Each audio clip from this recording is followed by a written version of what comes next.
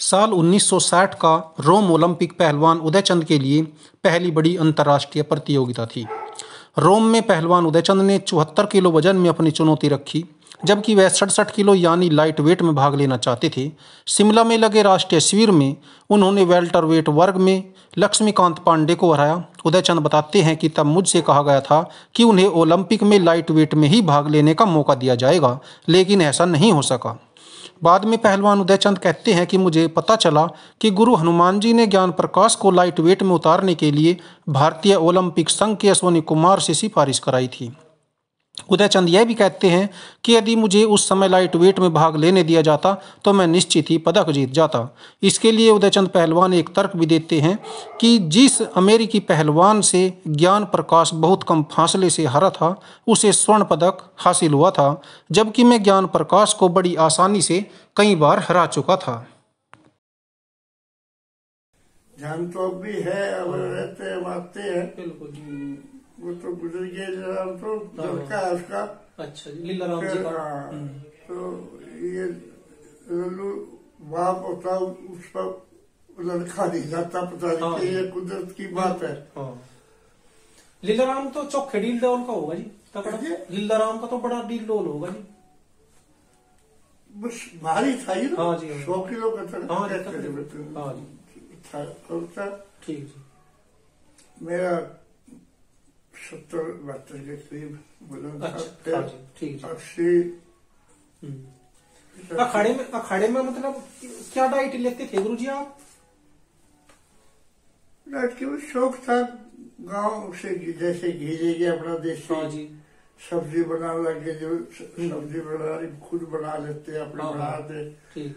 तो लोग ऊपर सीनियर अफसर होता तो खुश होते हैं, भाई मेरी पोस्टिंग होगी तो भाई कि तू रंग दे, तू बना ले, के बनाओ के खाओ। तो मैं अपना आपको बनाता खाता। ठीक। अच्छा जो गुरुजी दाल हो, दाल के बारे में बताया था एक बार आपने, दाल का कितना वो ताकत रहे दाल में जी? दाल अलग अलग चीजों की दाल है। हाँ जी।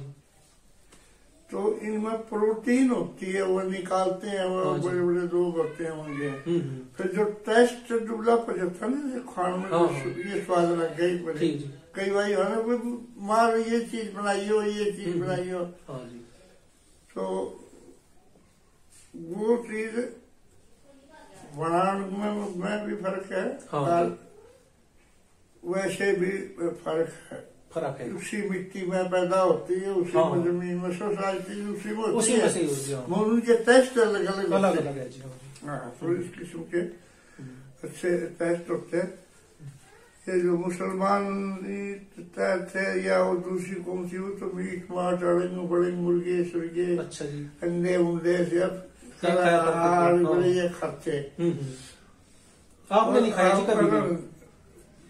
मैं तो खाली मजबूरी में, बाकी भाइयों किसी नहीं खाया, मेरे घर की भाई रोटी को नहीं खाते। वो मजबूरी में ज्यादातर आप जैसे लोगों को तो जब खानी पड़े, जो कहीं दूसरे देश में जाए वहां मिलता नहीं और कुछ।